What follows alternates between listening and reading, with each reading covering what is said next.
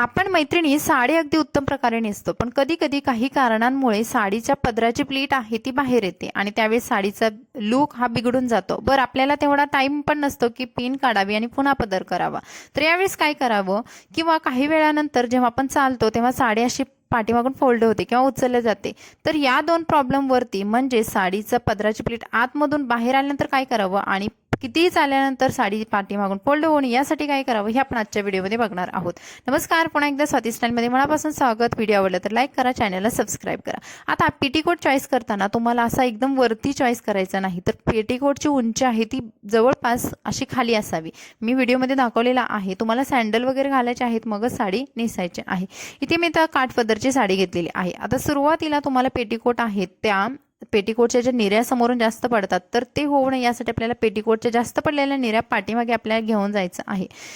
Silk sari असेल ज्याचं fabric आहे ते खूप सॉफ्ट आहे, तर तुम्हाला अशा पद्धतीने गाठ बांधायची आहे. आणि ही गाठ खोचताना बऱ्याचशा मैत्रिणी तुम्ही अगदी उजव्या हाताखाली खोचता, तर तसे न करता आपली प्रिन्स लाईन असते समोरची, किंवा अगदी तुम्ही उजव्या पायावरती खोचू शकता. पायाचं बघा मी तुम्हाला दाखवलेलं आहे कुठे खोचायचे आहे, म्हणजे तुम्हाला सिल्क साड्या किंवा काठपदराच्या साडीमध्ये अगदी व्यवस्थित चालता येईल. त्यानंतर समोरून साडीची प्लेन खोचून झाल्यानंतर आता आपण पाठीमागून खोचायची आहे. पाठीमागून सुद्धा तुम्ही अगदी ओढून ताणून साडी खोचू नका, किंवा जास्त जर तुम्ही ओढून ताणून घेतली तरी सुद्धा तुम्हाला बसायला उठायला प्रॉब्लेम होऊ शकतो. त्यामुळे तुम्हाला थोडीशी साडी लूज सोडायची आहे आणि मगच साडी खोचायची आहे.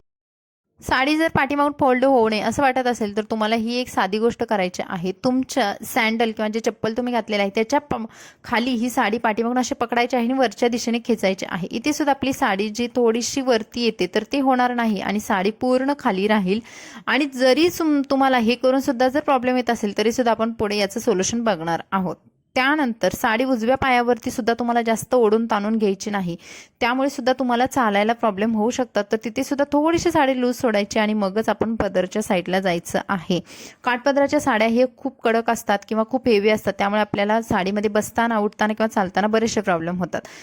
त्यानंतर पदर बनवताना बघा मी अगदी जवळून दाखवलेला आहे. पदराची सर्वात वरची प्लीट आहे ती मोठी बनवायची आहे आणि त्यानंतर आतमधल्या प्लीट्स आहेत त्या छोट्या छोट्या बनवायच्या आहेत. तर तुमच्या हिशोबाने तुम्ही 5-6 प्लीट 7-8 किती बनवू शकता, पण तुम्हाला एवढं लक्षात ठेवायचं आहे की वरची प्लीट आहे ती मोठी बनवायची आहे.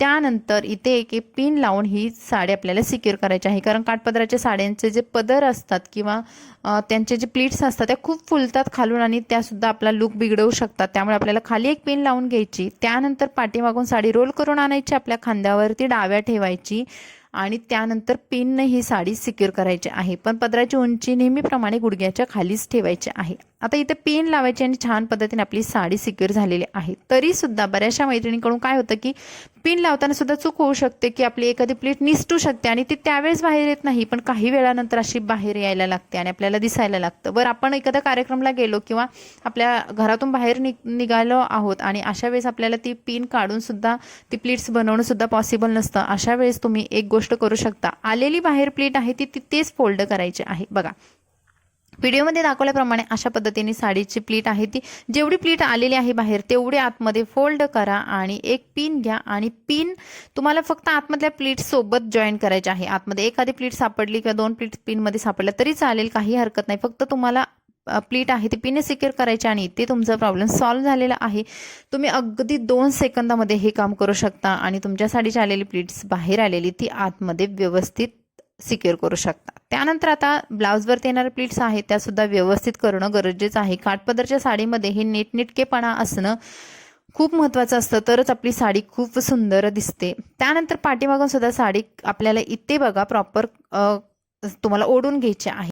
कमरेजवळ छान अशी बॉर्डर शो होण्यासाठी तुम्ही या पद्धतीने पिन लावा. आता बघा काही मैत्रिणींना पोट जर वात्या असेल तर तुम्ही ही अशा पद्धतीने पिन लावू नका, कारण तुमचं पोट त्यामध्ये जास्त दिसू शकतं. तर तुम्हाला साडी वरच्या दिशेने न्यायची आहे आणि जिथं आपलं बेली बटन आहे तिथे ही पिन लावून साडी सिक्युअर करायची आहे. पिन लावण्या अगोदर त्याच्यामध्ये कागदाचा तुकडा घाला जेणेकरून साडी फाटणार नाही. आता बघा बेली बटनच्या अगदी खाली तिथेच मी पिन लावलेली आहे आणि यामुळे आपलं जरी पोट किंवा वात्या असेल तर ते सुद्धा तिथे लपवून जातं.